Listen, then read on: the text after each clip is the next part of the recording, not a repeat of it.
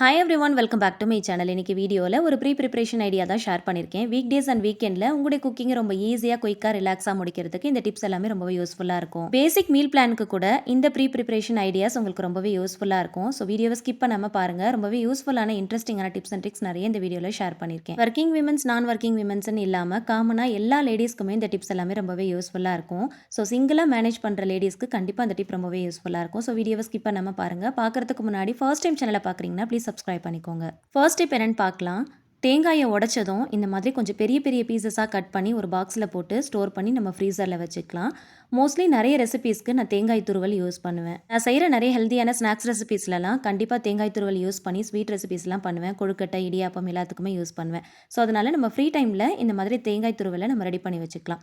So நமக்கு ஏதாவது காயெலாம் பொரியல் பண்ணுறோம், இல்லைனா ஏதாவது ஸ்வீட் ரெசிபி, ஸ்நாக்ஸ் ரெசிபிலாம் பண்ணுறோம் அப்படின்னா அந்த மாதிரி டைமில் கண்டிப்பாக யூஸ்ஃபுல்லாக இருக்கும். எவ்ரிடே மீல் பிளானில் கண்டிப்பாக ஏதாவது ஒரு வெஜிடபிள் பொரியல் இருக்கும். ஸோ கடைசியாக சேர்க்கறதுக்கு தேங்காய் துருவல் தேவைப்படும். ஸோ அதுக்கு இந்த மாதிரி பல்காக ரெடி பண்ணி வச்சுக்கலாம். இந்த மாதிரி ரெடி பண்ணி வச்சிட்டோம்னா தேவைப்படும் போது டக்குன்னு எடுத்து யூஸ் பண்ணிக்கலாம். அந்த டைமில் நம்ம துருவிட்டு இருக்கணும் அப்படிங்கிற அவசியம் இருக்காது. ஜிப்லா கவரில் போட்டு நல்லா டைட்டாக க்ளோஸ் பண்ணிக்கோங்க. நல்லா சீல் பண்ணிட்டு ஃப்ரீஸ் பண்ணிக்கோங்க. யூஸ் பண்ணுறதுக்கு ஒரு 10 நிமிஷம் முன்னாடி ஃப்ரீசர்ல இருந்து எடுத்து வெளியில் வச்சிருங்க. நார்மல் டெம்பரேச்சருக்கு வந்ததுக்கப்புறம் எடுத்து யூஸ் பண்ணிக்கலாம். புட்டு, இடியாப்பம், கொழுக்கட்டை, ஸ்நாக்ஸ் ரெசிபி, அதுக்கப்புறம் பொரியெல்லாம் செய்யறதுக்கு ரொம்பவே யூஸ்ஃபுல்லாக இருக்கும். 30 ஏஜை கிராஸ் பண்ணுறீங்க, வீட்டில் பெண் குழந்தைங்க இருக்கிறாங்க அப்படின்னா வீக்லி ஒன்ஸ் கண்டிப்பாக களி, கஞ்சி இந்த மாதிரி ரெசிபியெல்லாம் எடுத்துக்கோங்க. அதுலேயும் கருப்பட்டி சேர்த்து எடுத்துக்கோங்க. கருப்பட்டி கொஞ்சம் ஹார்டாக இருக்கும். தேவைப்படும் போது எடுத்து உடச்சிட்டு இருக்கணும் அப்படின்னா நமக்கு சிரமமாக இருக்கும். ஸோ ஃப்ரீ டைமில் இந்த மாதிரி செஞ்சு வச்சுக்கோங்க. கருப்பட்டியை ஒரு 2 தட்டு தட்டினா போதும். இந்த மாதிரி 2லேருந்து 3 பீசஸாக கட் ஆகும். இதை அப்படியே ஸ்டீமர் பாட்டில் வச்சு ஒரு 2லேருந்து 3 நிமிஷம் மட்டும் ஸ்டீம் பண்ணி எடுத்துக்கலாம். ஸ்டீம் பண்ணும் போது நல்லா சாஃப்ட் ஆயிரும். நமக்கு ஈஸியாக இருக்கும் துருவறதுக்கு. ஸோ பார்க்குறதுக்கு கொஞ்சம் தண்ணியாக இருக்கிற மாதிரி தான் இருக்கும். கொஞ்சம் நேரம் பிளேட்டில் வச்சு ஆற வச்சிங்கன்னா சரியாக இருக்கும். அதுக்கப்புறம் காய் துருவல்ல வச்சு நல்லா துருவி எடுத்துக்கலாம். முடிஞ்ச அளவுக்கு கருப்பட்டி சின்ன சின்ன பீசஸாக கிடைக்கும். அந்த மாதிரி வாங்கி வச்சுக்கோங்க. இந்த மாதிரி பெருசாக வாங்குறீங்க அப்படின்னா டேரெக்டாக துருவாமல் ஸ்டீம் பண்ணிட்டு துருவுங்க. அப்போ தான் ஈஸியாக இருக்கும். டேரெக்டாக துருவும் போது ஹார்டாக இருக்கும். அவ்வளோ சீக்கிரம் நம்மளால துருவி எடுக்க முடியாது. ஃப்ரீ டைமில் இந்த மாதிரி துருவிட்டு இதை கொஞ்ச நேரம் நல்லா ஆற வச்சுட்டு அதுக்கப்புறமா பாக்ஸில் போட்டு ஸ்டோர் பண்ணிக்கோங்க. தேவைப்படும் போது எடுத்து யூஸ் பண்ணிக்கலாம். அடுத்த டிப் என்னன்னு பார்க்கலாம். இஞ்சி பூண்டு பேஸ்ட் இல்லாமல் எந்த ரெசிபியுமே நமக்கு செய்ய முடியாது. ரொம்ப ரொம்ப முக்கியமான ப்ராசஸே இந்த இஞ்சி பூண்டு ரெடி பண்ணுறது தான். இஞ்சி பூண்டு ரெடி பண்ணுறதுக்கு பூண்டு உரிக்கிறதுக்கு சிரமப்பட்டுட்டே சில பேர் வீட்டில் ரெடி பண்ணாமல் கடையில் வாங்குவாங்க. கடையில் வாங்குற இஞ்சி பூண்டில் கண்டிப்பாக ப்ரிசர்வேட்டிவ்ஸ் போட்டிருப்பாங்க. ஹோம்மேடாக நம்ம கைப்பட ரெடி பண்ணுற இஞ்சி பூண்டு பேஸ்ட்டில் இருக்கிற ஃப்ளேவரே தனி தான். ஸோ பூண்டு உரிக்கிறதுக்கு இந்த ஒரு சின்ன ட்ரிக்கை யூஸ் பண்ணிக்கோங்க. இஞ்சி பூண்டு இடிக்கிற இடிகள் இருக்கு இல்லையா, அதை வச்சு பூண்டை லைட்டாக தட்டினாலே போதும். இந்த மாதிரி நான் தட்டுற மாதிரி லைட்டாக தட்டுங்க.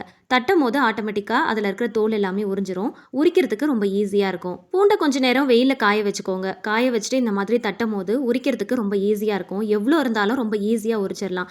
ஆல்ரெடி இது ரிலேட்டடாக ஒரு வீடியோ கூட ஷேர் பண்ணியிருக்கேன். லாங் வீடியோவில் இருக்குது, செக் பண்ணி பார்த்துக்கோங்க. எப்பயுமே இஞ்சி பூண்டு பேஸ்ட் ரெடி பண்ணும்போது பூண்டை இந்த மாதிரி குட்டி குட்டி பீசஸாக கட் பண்ணிட்டு ஃபர்ஸ்ட் மிக்ஸி ஜாரில் பூண்டு சேர்த்துக்கோங்க. அதுக்கப்புறமா இஞ்சி சேர்த்துக்கோங்க.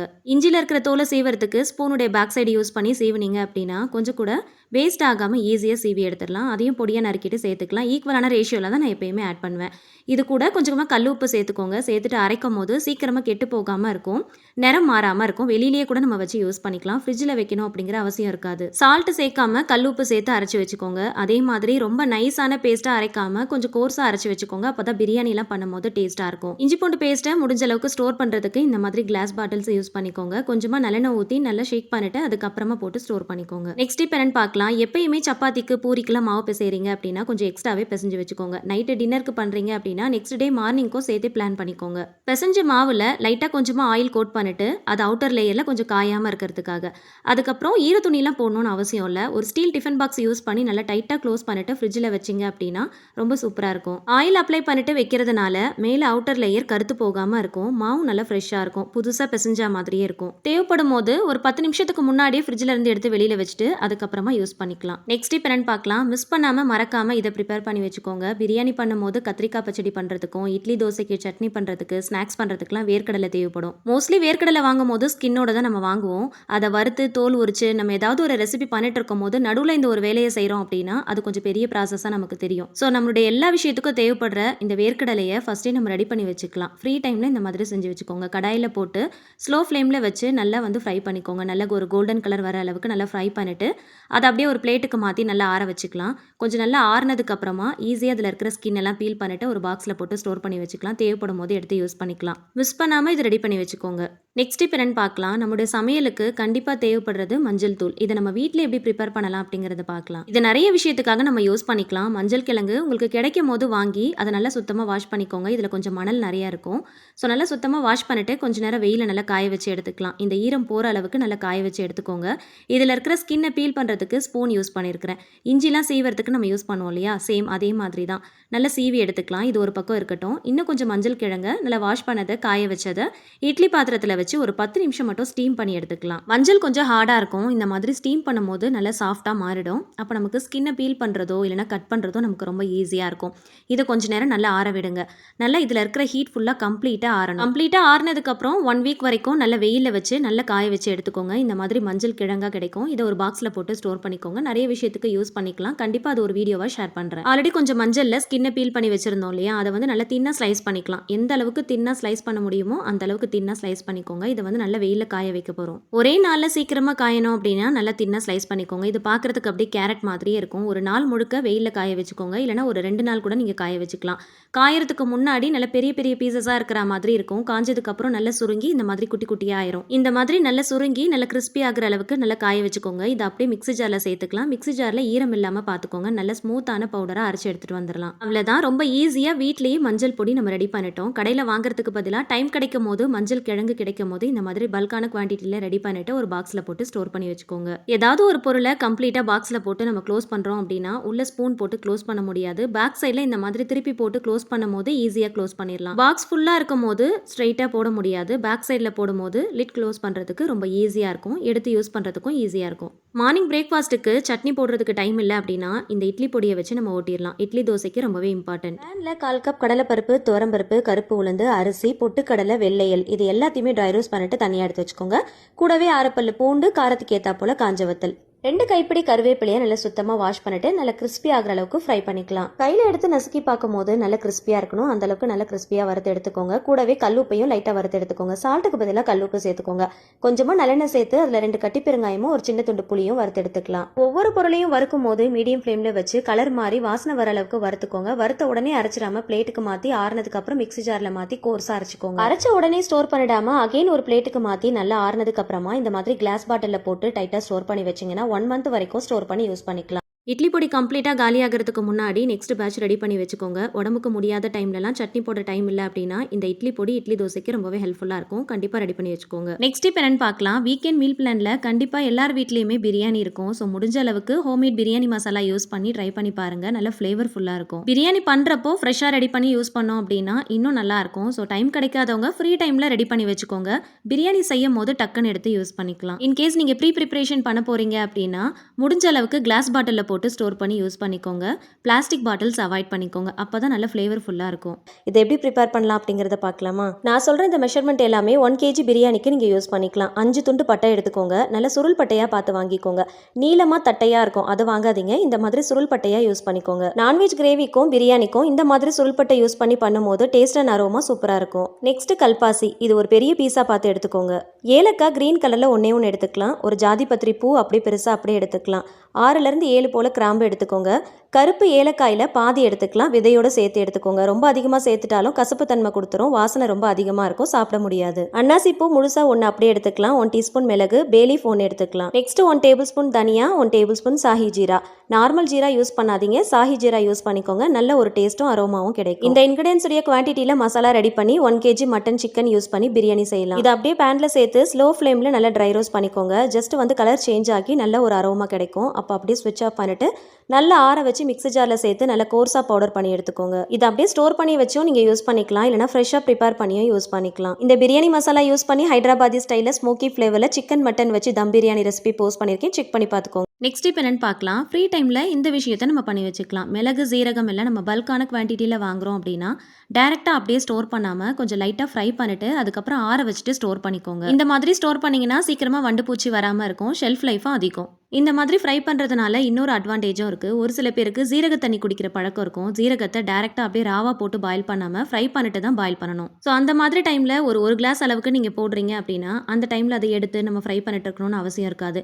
இந்த மாதிரி முன்னாடியே ஃப்ரை பண்ணி எடுத்து வச்சிட்டோம் அப்படின்னா பாயில் பண்ணுறதுக்கு ரொம்ப ஈஸியாக இருக்கும். அதே போல் சீரக பொடியெல்லாம் ரெடி பண்ணுறீங்க அப்படின்னா ராவா அப்படியே பொடி பண்ணாமல் இந்த மாதிரி நல்லா வறுத்துட்டு ஆற வச்சு அதுக்கப்புறமா பவுடர் பண்ணீங்க அப்படின்னா அதோட டேஸ்ட்டும் நல்லாயிருக்கும். எப்பயுமே ஒரு பவுடர் ஃபார்மில் ஏதாவது ரெடி பண்ணுறீங்க அப்படின்னா இந்த மாதிரி நல்லா ஃப்ரை பண்ணிட்டு ஆற வச்சு அதுக்கப்புறமா ரெடி பண்ணி பாருங்கள். அதோட டேஸ்ட்டே தனி தான். இந்த மாதிரி ரா மெட்டீரியல்ஸாக இருந்தாலும் சரி, மாவு ஐட்டமாக இருந்தாலும் சரி, ஃப்ரை பண்ண உடனே நம்ம டக்குன்னு போட்டு க்ளோஸ் பண்ணக்கூடாது. கொஞ்ச நேரம் நல்லா கம்ப்ளீட்டாக கூல் டவுன் பண்ணிட்டு அதுக்கப்புறம் தான் ஸ்டோர் பண்ணணும். ஃப்ரை பண்ணும்போது ஹீட்டாக இருக்கும் இல்லையா, அப்படியே போட்டு க்ளோஸ் பண்ணோம் அப்படின்னா அதில் இருக்கிற ஈரப்பதத்திலேயே சீக்கிரமாக லம்ஸ் மாதிரி ஃபார்ம் ஆகிடும். வண்டு பூச்சி வந்துடும், சீக்கிரமாக கெட்டு போயிடும். எந்த ஒரு பொருளுக்கும் ஷெல்ஃப் லைஃப் அதிகமாக இருக்கணும் அப்படின்னு நினச்சிங்கன்னா அதை இந்த மாதிரி ப்ராப்பராக ஸ்டோர் பண்ணுங்கள். அப்போ தான் வந்து ஷெல்ஃப் லைஃப் அதிகமாக நமக்கு கிடைக்கும். எதையுமே ப்ராப்பராக பண்ணோம் அப்படின்னா நமக்கு ரொம்பவே யூஸ்ஃபுல்லாக இருக்கும். இல்லைனா நம்ம பண்ணுற ப்ராசஸ் டோட்டலாக வேஸ்ட்டாக போயிடும். நெக்ஸ்ட் இப்போ என்னன்னு பார்க்கலாம். புதினா கொத்தமல்லி எல்லாம் வாங்குறோம் அப்படின்னா புதினால இருக்கிற பாதி இலைகள் நமக்கு வீணாக தான் போகும். ஸோ வீணாக போகிற ஸ்டேஜில் இருக்கும் போது மறக்காமல் இதை செஞ்சு வச்சுக்கோங்க. புதினா மல்லித்தலைலாம் முடிஞ்ச அளவுக்கு ப்ராப்பராக ஸ்டோர் பண்ணி வச்சோம் அப்படின்னா ரொம்ப நாளைக்கு ஃப்ரெஷ்ஷாக வச்சு யூஸ் பண்ணிக்கலாம். ஒரு சில இலைகள் பார்த்தீங்கன்னா ஃப்ரெஷ்னஸ் வந்து கம்மியான மாதிரி இருக்கும். சம்டைம்ஸ் நமக்கு ரொம்ப லேசியாக இருக்கும் போது அப்படியே போட்டு வச்சுருவோம் இல்லையா, ஸோ அந்த மாதிரி டைமில் இந்த மாதிரி ஆகிடும். ஒரு சில இலைகள் பாருங்கள் நல்லா ஃப்ரெஷ்ஷாக இருக்குது. ஒரு சில இலைகள் நல்லா அந்த ஃப்ரெஷ்னஸ் வந்து கம்மியாகி கொஞ்சம் சுருங்கி போன மாதிரி இருக்குது. இது அகைன் அண்ட் அகைன் அதே மாதிரி நம்ம ஸ்டோர் பண்ணி வச்சோம் அப்படின்னா கண்டிப்பாக போக போக ரொம்ப வீணாக போயிடும். ஸோ இந்த மாதிரி ஸ்டேஜில் இருக்கும் போது மறக்காமல் இதை பண்ணி வச்சுக்கோங்க. ஃப்ரெஷ்ஷாக இருக்கிற இலைகள் எல்லாத்தையுமே கம்ப்ளீட்டாக நீங்கள் க்ளீன் பண்ணிவிட்டு ஒரு பாக்ஸில் போட்டு ஸ்டோர் பண்ணி வச்சுக்கோங்க. கொஞ்சம் ஃப்ரெஷ்னஸ் வந்து கம்மியாக இருக்கிறத மட்டும் கலெக்ட் பண்ணிக்கோங்க. அதை நல்லா வந்து சுத்தமாக வாஷ் பண்ணிவிட்டு இந்த மாதிரி ஒரு பிளேட்டில் ஸ்ப்ரெட் பண்ணி போடுங்க. ஒன் டே ஃபுல்லாக சன்ட்ரை பண்ணிங்க அப்படின்னா நல்லா ட்ரை ஆயிடும். இதை நம்ம நிறைய விஷயத்துக்காக யூஸ் பண்ணிக்கலாம். அதாவது கீழே தூக்கி போடுறதுக்கு இருக்கிற ஸ்டேஜுக்கும் முன்னாடி ஸ்டேஜில் இருக்கிற இலைகள் மட்டுமே நான் கலெக்ட் பண்ணியிருக்கிறேன். அதை இந்த மாதிரி ப்ராப்பராக வாஷ் பண்ணிட்டு ஸ்ப்ரெட் பண்ணி நல்லா சன்ட்ரை பண்ணி எடுத்து வச்சுக்கலாம். சம்டைம்ஸ் குருமா பிரியாணி எல்லாம் பண்ணும்போது நம்மக்கிட்ட புதினா இலைகள் இல்லை அப்படின்னா இதை கூட நம்ம ஆல்டர்னேட்டிவாக யூஸ் பண்ணிக்கலாம். டேஸ்ட்டில் எந்த விதமான டிஃப்ரென்ஸோ தெரியாது. இந்த ட்ரை லீவ்ஸ் யூஸ் பண்ணி பிளாக் டீலாம் கூட போட்டு குடிக்கலாம். ஸோ அந்த மாதிரி டைமில் யூஸ்ஃபுல்லாக இருக்கும். இதை க்ரஷ் பண்ணிட்டு கர்டோட சேர்த்து நல்லா மிக்ஸ் பண்ணிட்டு ஹேர் அண்ட் ஸ்கின்னுக்கு கூட நீங்கள் யூஸ் பண்ணிக்கலாம். ஸோ இந்த மாதிரி இலைகளை வீணாக்காமல் முடிஞ்ச அளவுக்கு ட்ரை லீவ்ஸாக நம்ம ப்ரிப்பேர் பண்ணி ஒரு பாக்ஸில் போட்டு ஸ்டோர் பண்ணி வச்சுக்கிட்டோம் அப்படின்னா தேவைப்படும் போது ரொம்பவே யூஸ்ஃபுல்லாக இருக்கும். பிரியாணி செய்யும் போது கூட நீங்கள் யூஸ் பண்ணிக்கலாம். ஃப்ரெஷ்ஷான லீவ்ஸ் போட்டு பண்ணும்போது உங்களுக்கு எந்த அளவுக்கு டேஸ்ட் இருக்குமோ சேம் எக்ஸாக்டாக அதே டேஸ்ட் அப்படியே இருக்கும். நெக்ஸ்ட் இப்போ பார்க்கலாம். நீங்கள் பண்ண போகிற ப்ரிப்ரேஷன்லேயே முக்கியமான ஸ்டெப்ஸ் இதுதான். இதை மட்டும் நீங்கள் பண்ணி வச்சிட்டிங்க அப்படின்னா வீக்லி குக்கிங் மட்டும் இல்லை, மந்த்லி குக்கிங்கும் ரொம்ப ஈஸியாக குயிக்காக ரிலாக்ஸாக பண்ணுறதுக்கு ரொம்பவே ஹெல்ப்ஃபுல்லாக இருக்கும். மீல் பிளான் இருக்கிறவங்களுக்கு இல்லாதவங்களுக்கு எல்லாருக்குமே ரொம்பவே யூஸ்ஃபுல்லாக இருக்கும். நான் ஒரு 2 வீக்ஸ்க்கு தேவைப்படுற அளவுக்கு நான் ரெடி பண்ணி காட்ட போகிறேன். நல்லா கொஞ்சம் பெரிய சைஸில் புளி எடுத்துருக்கிறேன். நல்லா டைட்டாக உருட்டி எடுத்துக்கோங்க. இதில் இருக்கிற சீட்ஸ் எல்லாமே கம்ப்ளீட்டாக ரிமூவ் பண்ணிடுங்க. அதே மாதிரி நார் மாதிரி இருக்கும், அதையும் கம்ப்ளீட்டாக எடுத்துருங்க. தாராளமாக நீங்கள் கேஜி கணக்கில் கூட ரெடி பண்ணி வச்சுக்கலாம். எந்த வகையிலையும் கெட்டு போகாது. நான் ஒரு 2 வீக்ஸ் அளவுக்கு மட்டும் உங்களுக்கு ரெடி பண்ணி காட்டுறேன். இதில் 2 மெத்தட் இருக்குது. ஸோ இது வந்து ஃபஸ்ட்டு மெத்தட். இன்னொரு மெத்தட் இன்னொரு வீடியோவில் ஷேர் பண்ணுறேன். இதை நல்லா சுத்தமாக வாஷ் பண்ணிவிட்டு இதில் இருக்கிற தேவையில்லாத சீட்ஸ் நார் எல்லாமே நம்ம கம்ப்ளீட்டாக ரிமூவ் பண்ணி எடுத்துகிட்டு வந்துடலாம். இதை கம்ப்ளீட்டாக நல்லா சுத்தமாக வாஷ் பண்ணிக்கோங்க. இதில் மணல்லாம் இருக்கும், ஸோ அதனால் தூசிலாம் இருக்கும். ஸோ அதனால் கம்ப்ளீட்டாக வாஷ் பண்ணிவிட்டு அதுக்கப்புறம் நல்ல தண்ணி ஊற்றி ஒரு ½ அன் ஹவருக்கு அப்படியே ஊற வச்சிடலாம். மோஸ்ட் ஆஃப் த ரெசிபீஸ்க்கு நமக்கு புளி கரைசல் தேவைப்படும். சம்டைம்ஸ் நம்ம அதை ஊற வைக்க மறந்துடுவோம். பாதியில் ஊற வச்சு கரைச்சி மெனக்கட்டு செஞ்சுட்ருப்போம். இந்த மாதிரி ப்ரிப்பேர்டாக எடுத்து வச்சுட்டு அப்படின்னா உங்களுக்கு ரொம்பவே யூஸ்ஃபுல்லாக இருக்கும். அரை மணி நேரத்தில் நல்ல சாஃப்டாக ஊறி இருக்கும். இதை அப்படியே மிக்ஸி ஜாரில் சேர்த்துக்கலாம். சேர்த்து நல்ல ஸ்மூத்தான பேஸ்ட்டாக அரைச்சி எடுத்துகிட்டு வந்துடலாம். நார் மாதிரி இருக்கும் இல்லையா, அது சீட்ஸ் எல்லாமே நீங்கள் ரிமூவ் பண்ணாதான் இந்த மாதிரி நல்ல ஸ்மூத்தான டெக்ஸ்சரில் அரைக்க முடியும். இல்லைனா அரைக்கும் போது கொஞ்சம் டிஸ்டர்பன்ஸாக இருக்கும். ஸோ அதனால் கம்ப்ளீட்டாக ரிமூவ் பண்ணிவிட்டு அதுக்கப்புறமா அரைச்சிக்கோங்க.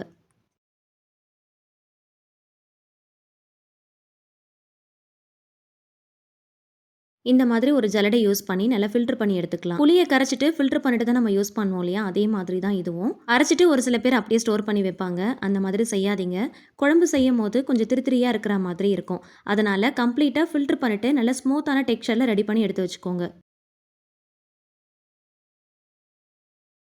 ஸ்பூன் யூஸ் பண்ணி நல்லா இந்த மாதிரி ப்ரெஸ் பண்ணுங்கள்.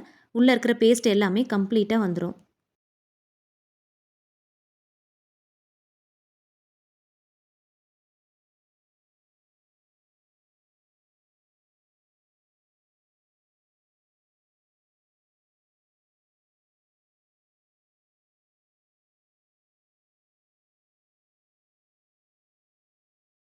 இதில் இந்த அளவுக்கு திப்பி இருந்திருக்கு பாருங்கள்.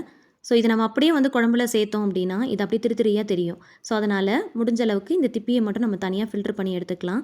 இப்போ இதில கொஞ்சமா கல்லுப்பு சேர்த்துக்கோங்க. சால்ட் சேர்க்கக்கூடாது, கல்லுப்பு தான் சேர்க்கணும். இது ரொம்ப அதிகமாவும் சேர்த்துறக்கூடாது. ஷெல்ஃப் லைஃப்க்காக கொஞ்சமா சேர்த்துக்கோங்க. இத சேர்த்து மிக்ஸ் பண்றதுனால கெட்டு போகாம இருக்கும். ரொம்ப நாளைக்கு வச்சு நம்ம ஸ்டோர் பண்ணி யூஸ் பண்ணிக்கலாம். ஒரு ஸ்பூன் யூஸ் பண்ணி நல்லா இந்த மாதிரி அடிச்சு மிக்ஸ் பண்ணுங்க. நல்ல ஒரு ஸ்மூத்தான டெக்ஸ்சர் நமக்கு கிடைக்கும். கல்லுப்பும் நல்லா கரைஞ்சிரும். அவ்வளதான். இத அப்படியே ஒரு கண்ணாடி பாட்டில்ல போட்டு ஸ்டோர் பண்ணி வச்சுக்கோங்க. பிளாஸ்டிக் பாட்டில்ஸ் அவாய்ட் பண்ணிக்கோங்க.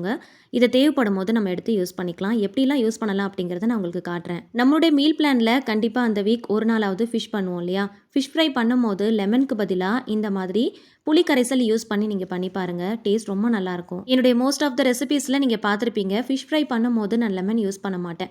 ஃபைனலா ஃப்ரை பண்ணி முடிச்சதுக்கப்புறம் கார்னிஷ் பண்ணுறதுக்கு வேணும்னா நான் யூஸ் பண்ணிப்பேன்.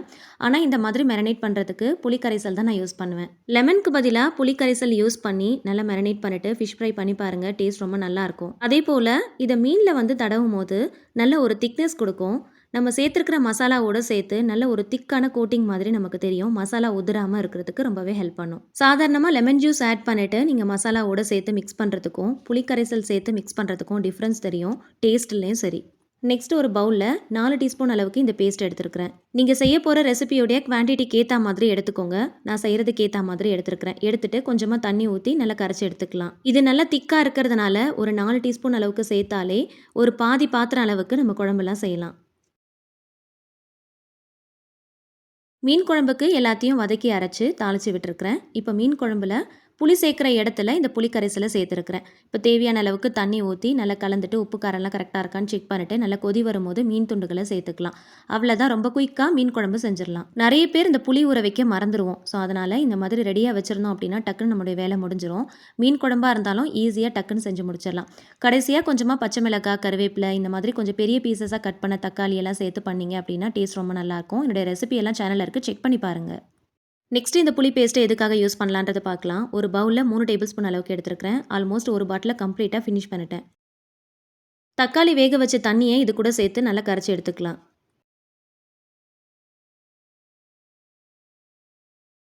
தக்காளி ரசம் வைக்கிறதுக்கு தேவையான மசாலாவை தாளித்து விட்டாச்சு. புளி கரைசலையும் சேர்த்துக்கலாம். தேவையான அளவுக்கு தண்ணி, உப்பு, மல்லித்தலை எல்லாமே சேர்த்துட்டு நல்லா கலந்துட்டு லிட் போட்டு க்ளோஸ் பண்ணி நுர கூடி வந்ததும் ஸ்டவ் ஆஃப் பண்ணிடலாம். ரசம் செய்யறதுக்கு புளி ரொம்பவே முக்கியம்.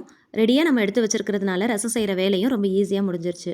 ஒரு பாட்டில் கம்ப்ளீட்டாக ஃபினிஷ் பண்ணியாச்சு. நெக்ஸ்ட் பாட்டில் ஓப்பன் பண்ண போகிறேன்.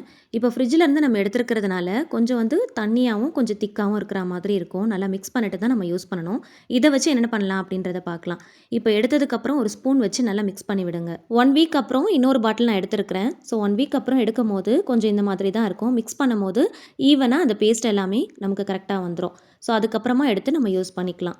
இப்போது ஒரு 2 டீஸ்பூன் அளவுக்கு மட்டும் எடுத்துருக்கிறேன். 2லேருந்து 3 டீஸ்பூன் எடுத்துருக்கிறேன். இப்போ இதில் கொஞ்சமாக சால்ட் ஆட் பண்ணிக்கலாம். ஆல்ரெடி கல்லுப்பு சேர்த்துருக்குறோம். இப்போ தண்ணி ஊற்றி நல்லா கரைச்சி எடுத்துக்கலாம். ஆல்ரெடி புளி பேஸ்ட்டை ரெடி பண்ணும்போது கொஞ்சம் கல்லுப்பு சேர்த்துருக்குறோம் இல்லையா? அதை மறந்துடாதீங்க. அதை மைண்டில் வச்சுட்டு அதுக்கப்புறம் ரெசிபி செய்யும் போது தேவையான அளவுக்கு சேர்த்துக்கோங்க. இல்லைனா உப்பு கொஞ்சம் கூடினா மாதிரி ஆகிடும். ரெடி பண்ணுற இந்த புளி கரைசலை வச்சு இப்போ புளி சாதம் தான் பண்ண போகிறோம். புளி சாதத்துக்கு தேவையான எல்லாத்தையுமே தாளித்து விட்டாச்சு. இப்போ புளி கரைசலும் சேர்த்தாச்சு. நம்ம ரெடி பண்ணி வச்சுருந்த மஞ்சள் பொடியையும் சேர்த்தாச்சு. சேர்த்து நல்லா கலந்துட்டு ஸ்லோ ஃப்ளேமில் நல்லா கொதிக்க விடுங்க. நல்லா திக்காகி வரும்போது வடித்து வச்சிருக்கிற சாதம் சேர்த்து நல்லா மிக்ஸ் பண்ணிக்கலாம். எப்பயுமே வெரைட்டி ரைஸ் பண்ணும்போது சாதம் நல்லா உதிரியாக வடிச்சுக்கோங்க. அதே போல் கொஞ்சமாக நல்லெண்ணெய் சேர்த்து நல்லா மிக்ஸ் பண்ணிங்க அப்படின்னா டேஸ்ட் ரொம்ப நல்லாயிருக்கும். தாளிக்கும் போதும் நல்லெண்ணெய் சேர்த்துக்கோங்க. இந்த மாதிரி மிக்ஸ் பண்ணும் போதும் கொஞ்சம் சேர்த்துக்கோங்க. ட்ரையாக இல்லாமல் சாப்பிட்றதுக்கு ரொம்ப நல்லா ஜூஸியாக இருக்கும். வீக் டேஸில் லஞ்ச் பாக்ஸ் பேக் பண்ணுறதுக்கு கண்டிப்பாக வெரைட்டி ரைஸ்லாம் பிளான் பண்ணி வச்சுருப்போம். அதில் முக்கியமாக இந்த புளி சாதம் எல்லாருக்குமே இருக்கும்.